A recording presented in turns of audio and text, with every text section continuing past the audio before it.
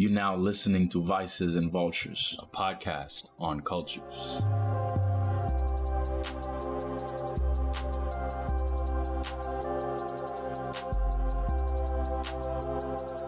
What's going on, everybody? This is A2.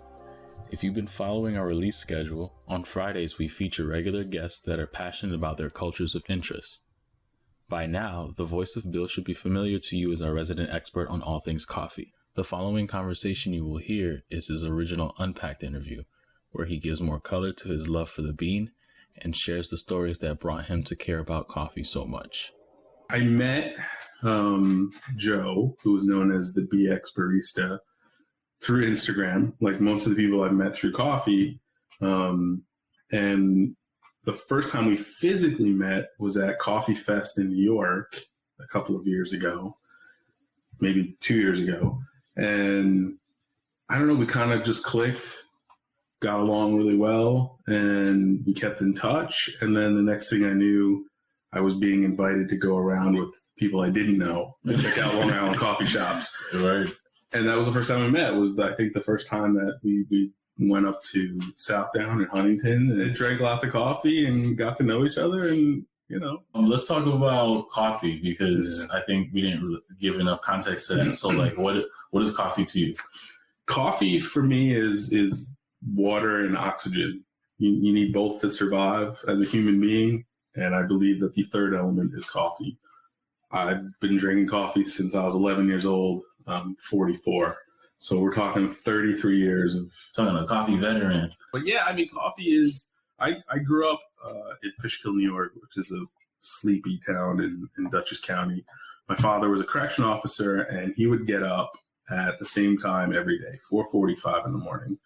And by 5:15, he would make coffee in the kitchen, which was really close to my bedroom. So from a very early age, the first thing I'd smell every morning was coffee. And then eventually I just went into the kitchen and asked for some, and I'm sure I spit it out the first time like most people. Mm-hmm.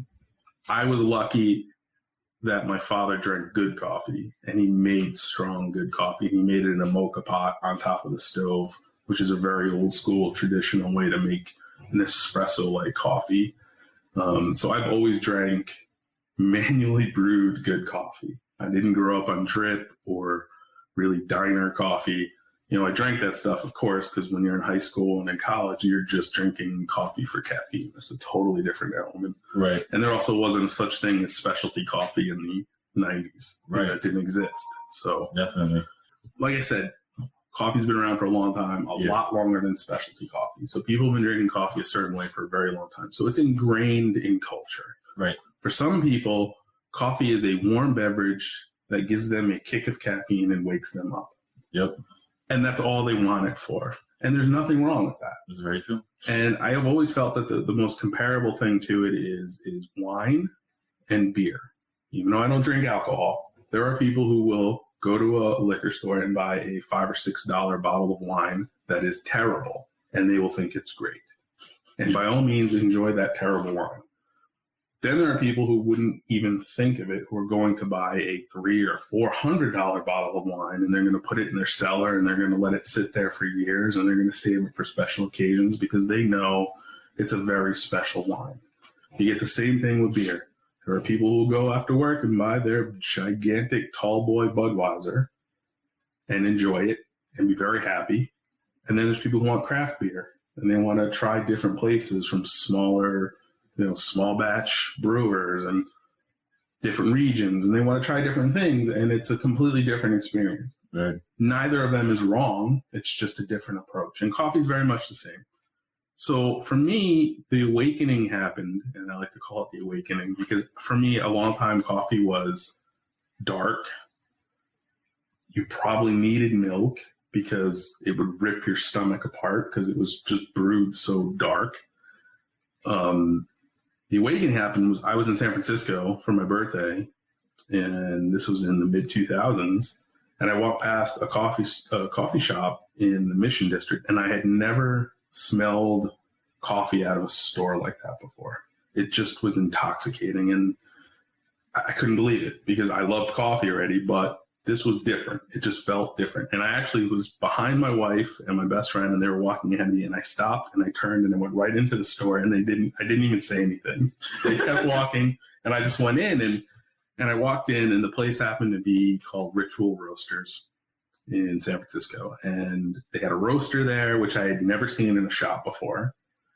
There was a lady behind the bar who could see on my face that I was clearly out of my element to some extent. And there was apparatus behind the bar for what would eventually become pour overs. And I didn't know what it was. And I just told her that I smelled the greatest coffee I'd ever smelled, and I needed to try it, and I didn't know what to order.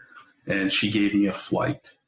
They had, I think it was either a Kenya or an Ethiopia at the time. And they offered me 3 different ways to taste that one coffee, which was eye-opening. I didn't know that you had multiple processes. As far as I knew, you had coffee, you had espresso, and that was it. And you would have variations of it. Yep. This woman put in front of me a pour-over glass of this coffee, a shot of espresso, and then my very first cortado, which I think was called a Gibraltar there. Yeah. Same difference. Some people do both. And I had never seen a Gibraltar.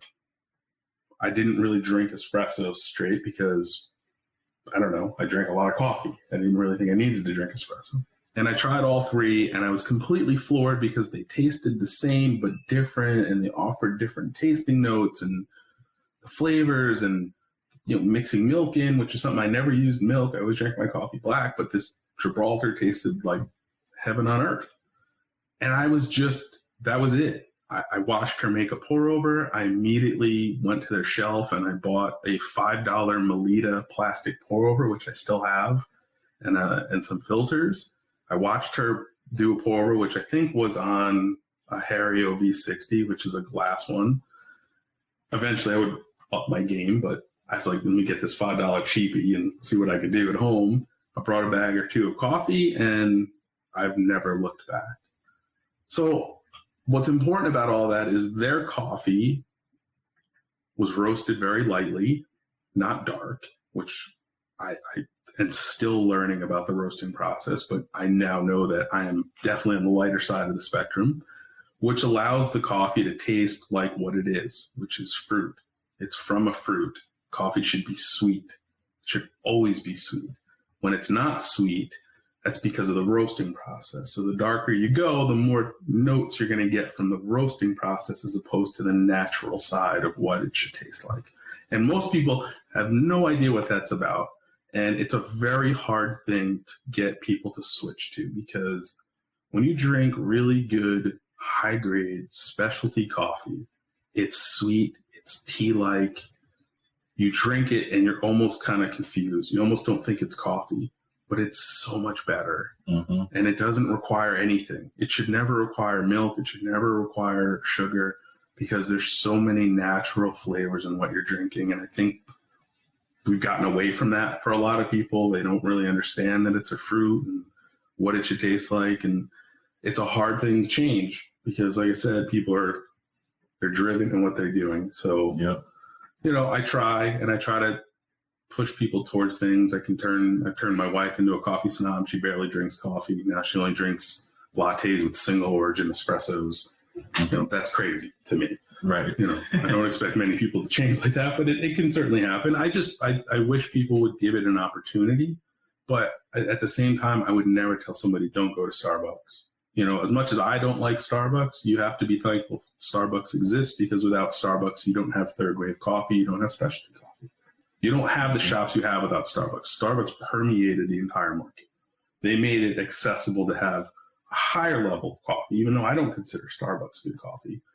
They made it accessible in places where there was the diner, yep, or just a bagel shop. And then all of a sudden across the street, you had a Starbucks that offered you lattes and yep, all different things. And without that, I don't know if we ever get to where we've gotten now. Yeah. And it's not only just like the product that they're pushing, but it's the marketing aspect as well. Yeah.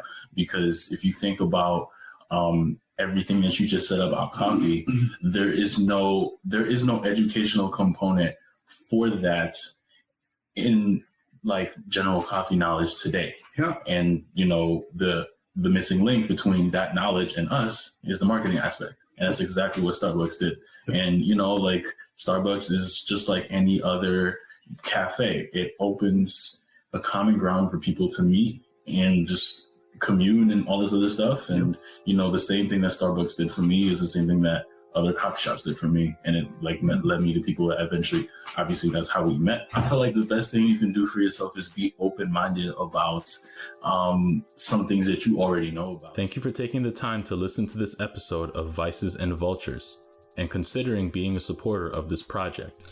Even leaving a review on your preferred podcast platform goes a long way for us. There is more information about this episode, as well as who we are, in the show notes. This includes all of our social media links, so you can see us and not just hear us. Vices and Vultures is brought to you by Aesthetic and is based in the great state of New York. Be sure to subscribe to this podcast for more episodes. And tune in next time to Vices and Vultures.